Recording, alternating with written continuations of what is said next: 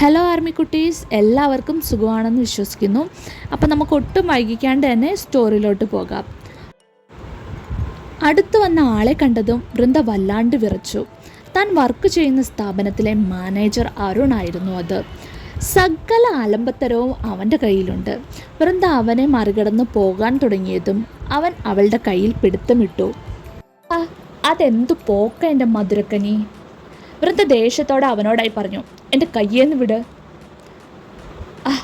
അങ്ങനെ ഒച്ച വെക്കാതെ, ഞാൻ എത്ര നാളായി നിന്നോട് പറയുന്നു. മൂന്നാറിലെ നല്ല തണുപ്പുള്ള രാത്രിയിൽ നമുക്ക് 2 പേർക്കും ശരീരം പങ്കുവെക്കാന്ന്. ഇത് കേട്ടതും വൃന്ദയുടെ സർവ്വ നിയന്ത്രണവും വിട്ടു. അവൾ ഊക്കോടെ കൈ പിറകോട്ടേക്ക് വലിച്ചു മാറ്റി അതിശക്തിയോടെ അവൻ്റെ കർണപടം പൊട്ടുന്ന രീതിയിൽ നല്ലൊരു അടി വെച്ച് കൊടുത്തു. പെട്ടെന്ന് അവിടെ ഉണ്ടായിരുന്ന ടെക്സ്റ്റൈൽസിലെ ആളുകളെല്ലാം ചുറ്റിനും കൂടി. നിമിഷ നേരം കൊണ്ട് ആ ടെക്സ്റ്റൈൽസിൻ്റെ ഉടമ അവിടേക്ക് ഓടി വന്നു. എന്നിട്ട് അദ്ദേഹം പറഞ്ഞു, വാട്ട്സ് ഗോയിങ് ഓൺ ഹിയർ? ഇവിടെ എന്താ സംഭവിച്ചത്? ഉടനടി തന്നെ ഉടമയുടെ ഭാര്യയും അവിടെ എത്തി. വൃന്ദയെ കണ്ടതും അവൾ ചൂഴിഞ്ഞൊന്നു നോക്കി. കാണാൻ എന്നെക്കാളും സൗന്ദര്യം കൂടുതലാണ്. അല്ല തന്നെ ആ പുള്ളിക്കാരിക്ക് സൗന്ദര്യം കൂടുതലുള്ളവരെ കണ്ട കണ്ണിന് പിടിക്കില്ല. വൃന്ദയോടായിട്ട് ആ പെണ്ണുമ്പിള്ള കുത്തി നോവിച്ചുകൊണ്ട് പറഞ്ഞു, രാവിലെ വീട്ടിൽ നിന്ന് ഒരുങ്ങിക്കെട്ടി ഇറങ്ങും ബാക്കിയുള്ള സ്റ്റാഫിനെ വഴിതെറ്റിക്കാൻ. നിനക്കൊന്നും വേറെ വല്ല പണി നോക്കിക്കൂടെ? പിഴച്ച് നടക്കുന്നവരൊക്കെ ഇതിൻ്റെ അകത്ത് കയറി വന്നോളും. അതൊന്നും നിൻ്റെ അടുത്ത് പറഞ്ഞിട്ട് കാര്യമില്ല. അങ്ങനെയൊക്കെ പറഞ്ഞു തരണമെങ്കിൽ നല്ലൊരു തന്തയ്ക്കോ തള്ളയ്ക്കോ ജനിക്കണം. ഇത് കേട്ടതും വൃന്ദയുടെ ക്ഷമയുടെ നെല്ലിപ്പലക അവൾ കണ്ടു. അവൾ ആ സ്ത്രീയോടായിട്ട് പറഞ്ഞു, മേഡം മര്യാദയ്ക്ക് സംസാരിക്കണം. മേഡം സംസാരിക്കുന്ന രീതിയിൽ എനിക്ക് പറയാൻ അറിയില്ല. കാരണം എൻ്റെ അച്ഛനും അമ്മയും എന്നെ അത് പഠിപ്പിച്ചിട്ടില്ല. മേഡത്തിൻ്റെ നാവിൽ വരുന്ന വാക്കുകൾ കേട്ടാലറിയാം നല്ല അച്ഛനും അമ്മയ്ക്കുവാ പിറന്നേന്ന്. പിന്നെ ഇവനല്ലേ തന്നെ ഇവിടുത്തെ ഗേൾ സ്റ്റാഫിനോടെല്ലാം മോശമായിട്ടാണ് സംസാരിക്കുന്നത്. ബാക്കിയുള്ളവർ കേട്ട് നിൽക്കുമായിരിക്കും. എനിക്കതിൻ്റെ ആവശ്യമില്ല. എനിക്ക് സെൽഫ് റെസ്പെക്റ്റ് ഉണ്ട്. ഞാനിതൊന്നും കേട്ട് നിൽക്കത്തുമില്ല.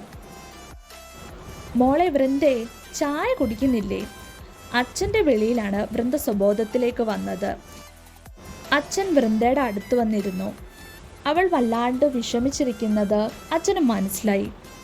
എന്താ മോളെ വൃന്ദേ, എന്താ പറ്റിയേ? ജോലി ഇനിയും നല്ലത് കിട്ടൂലോ. നിൻ്റെ പഠിപ്പിനും വിദ്യാഭ്യാസത്തിനും ഉള്ള ജോലി നിനക്ക് നിറയെ കിട്ടും. എൻ്റെ മോള് വിഷമിക്കേണ്ട. അവൾ പതിയെ വിതമ്പി അച്ഛൻ്റെ നെഞ്ചിലോട്ടേക്ക് കിടന്ന് കരഞ്ഞു. അയ്യേ, അച്ഛൻ്റെ കുട്ടി കരയുവാണോ? ദേ, അച്ഛൻ നല്ല തേൻമിഠായി വാങ്ങി വെച്ചിട്ടുണ്ട് മേശപ്പുറത്ത്. അത് 2 എണ്ണം കഴിച്ചു കഴിയുമ്പോഴത്തേക്കും എൻ്റെ മോൾ അങ്ങ് ഉഷാറാകും. അച്ഛനറിയാം അച്ഛൻ്റെ കുട്ടി അച്ഛനെ നോക്കാനുള്ള കഷ്ടപ്പാടിലാന്ന്. മരുന്നിന് തന്നെ അധികം പൈസയാകും. ഇനി എത്ര നാൾ ഈ വൃദ്ധനുണ്ടെന്നറിയില്ല. അച്ഛ ഈ സമയത്താണോ ഇങ്ങനെയൊക്കെ പറയുന്നത്? അല്ല മോളെ, കഴിഞ്ഞ ദിവസം വാസവൻ വന്നിരുന്നു. അവൻ നല്ലൊരു അമേരിക്കക്കാരുടെ ബന്ധം കൊണ്ടാണ് വന്നത്. അവരടുത്ത ദിവസം പെണ്ണ് കാണാൻ വരുന്നുണ്ട്. എൻ്റെ മോൾ എതിരൊന്നും പറയരുത്. നല്ല കൂട്ടരാണെങ്കിൽ നമുക്കതങ്ങ് നടത്തിയേക്കാം. എൻ്റെ മോളുടെ കഷ്ടപ്പാട് മുഴുവനും മാറിക്കാണണം ഈ അച്ഛന്. അവൾ ഒരു മൂളലോടെ വിങ്ങുന്ന വേദനയിൽ ശരിയെന്ന് മൂളി. അച്ഛനെ വിഷമിപ്പിക്കണ്ട എന്ന് കരുതി. മോളെ, ദേവഭദ്രത്തിൽ നിന്ന് ദേവിയമ്മ ഇന്നലെ വന്നിട്ടുണ്ടായിരുന്നു. അവിടുത്തെ സ്ഥാപനത്തിൽ കുട്ടികളെ പഠിപ്പിക്കാൻ ഒരു ടീച്ചറിനെ ആവശ്യമുണ്ടെന്ന് പറഞ്ഞു. അത് വൃന്ദമോള് തന്നെ വന്ന് പഠിപ്പിക്കണമെന്നും ദേവിയമ്മ പ്രത്യേകം പറഞ്ഞു. നാളെ വന്ന് ജോയിൻ ചെയ്യാനാണ് പറഞ്ഞത്. എന്തായാലും ഇത് മോൾക്ക് പഠിപ്പിനൊത്ത ജോലി തന്നെയാണ്. ടെക്സ്റ്റൈൽസിൽ പോയി വല്ലാണ്ട് മടുത്തില്ലേ കുട്ടിയെ? ഇതാവുമ്പം എൻ്റെ കുട്ടിക്കൊരു എടുപ്പായിട്ടുള്ള ജോലിയുമായി. പിറ്റേന്ന് രാവിലെ അച്ഛൻ വൃന്ദയോടായിട്ട് പറഞ്ഞു, ആഹാ, ഇതാര്? എൻ്റെ മോള് നല്ല സുന്ദരി ആയിട്ടുണ്ട്. അമ്മയെ പറിച്ചു വെച്ച പോലെ.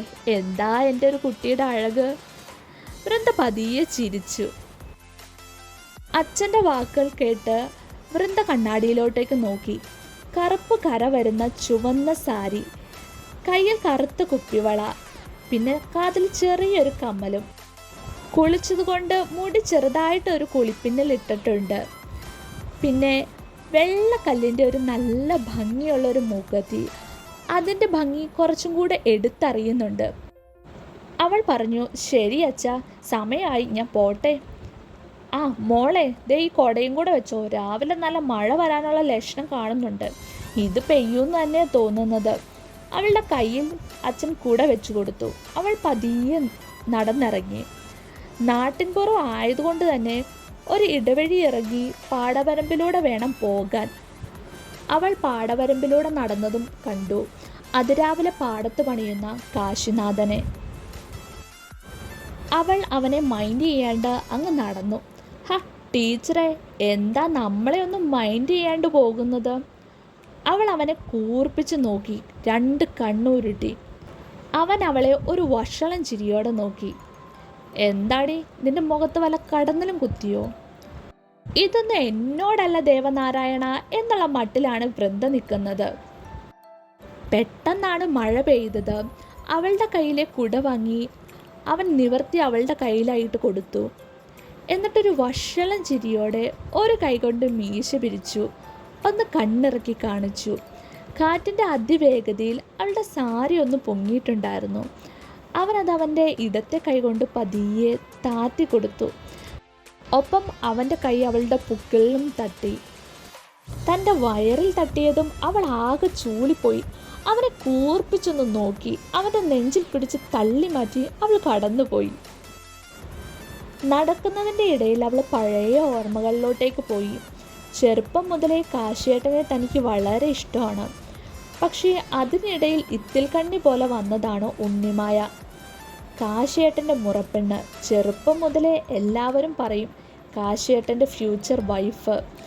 ചെറുപ്പം മുതലേ താൻ എപ്പം മിണ്ടാൻ വന്നാലും കാണും ആ ബോബൻ മോളിയിലെ പട്ടിയെ പോലെ. ആ കന്നിമാങ്ങി കൊണ്ട് ആകെ മൊത്തം ശല്യമായി. പിന്നെ അത് പതിയെ ദേഷ്യം കാശിയേട്ടനോടൊത്തും തോന്നി തുടങ്ങി. തന്നേക്കാൾ അധികാരം കൂടുതൽ ആ ഉണ്ണിമായ എടുക്കുന്നു എന്ന്. പറഞ്ഞിട്ട് കാര്യമില്ല, എല്ലാവരും തട്ടി ഉരുളി വെച്ചിരിക്കുന്ന കാശിയേട്ടൻ്റെ മുറപ്പെണ്ണല്ലേ. അന്ന് മുതലേ കാശിയേട്ടനോട് താൻ മിണ്ടാണ്ടായി. കുറച്ച് ഗ്യാപ്പ് ഇട്ടു. എന്തേലും പറഞ്ഞാൽ എൻ്റെ മറുപടി തുറച്ചുള്ള നോട്ടം മാത്രമാണ്. ദേവഭദ്രൻ തറവാട്ടിലെ കാശിനാഥൻ ശിവശങ്കരപിള്ള ദേവി അമ്മയുടെ ഒരേ ഒരു മകൻ. നല്ല പഠിപ്പും അറിവൊക്കെ ഉണ്ട്. പക്ഷെ ആൾക്ക് കൃഷി എന്ന് വെച്ചാലാണ് ജീവൻ. അതാണ് താല്പര്യം. പേര് പോലെ തന്നെ ഒത്ത മനുഷ്യനാണ്. നല്ല കട്ടിപ്പിരുകം, കട്ട താടിയും മീശയും, ആകെപ്പാടെ ഒന്നൊന്നര എന്ന് പറഞ്ഞാൽ പോരാ, നല്ലൊരു ഐറ്റം. ഗ്രാമത്തിലെ പെണ്ണുങ്ങളൊക്കെ കാശിയേട്ടനെ നല്ല വായും പൊളിച്ച് ഫസ്റ്റായിട്ട് നോക്കും. ഗ്ലാമർ ഉണ്ടെങ്കിൽ പിന്നെ ഏത് പെണ്ണാ നോക്കാത്തത്? ഗ്രാമത്തിലെ പല സ്ഥലങ്ങളും സ്ഥാപനങ്ങളും എല്ലാം അവരുടേതാണ്. അതുപോലെ ശിവശങ്കര പിള്ളയും ദേവിയമ്മയും നല്ല മനുഷ്യരാണ്. ഗ്രാമത്തിൽ അവരെക്കുറിച്ച് എല്ലാവർക്കും നല്ല അഭിപ്രായവും. പിന്നെ ഉണ്ണിമായ, അവൾ നല്ല കുട്ടിയാ. കാശിയേട്ടനെ നന്നായിട്ട് നോക്കും. കാശിയേട്ടെന്ന് വെച്ചിട്ടുണ്ടെങ്കിൽ അവൾക്ക് ജീവനാ. നമുക്കത് അർഹതയില്ല. നമ്മളെന്തിനാ ഇതിനെക്കുറിച്ച് ആലോചിക്കുന്നത്? നമ്മൾ ഇങ്ങനെയൊന്നും ആലോചിക്കാനേ പാടില്ല. അവൾ ഒന്നും രണ്ടും ആലോചിച്ച് സ്കൂളിൻ്റെ ഫ്രണ്ടിലെത്തിയതും കണ്ടു മനസ്സ് വിചാരിച്ച ഉണ്ണിമായേനെ. ഇതാര്? വൃന്ദ ടീച്ചറോ?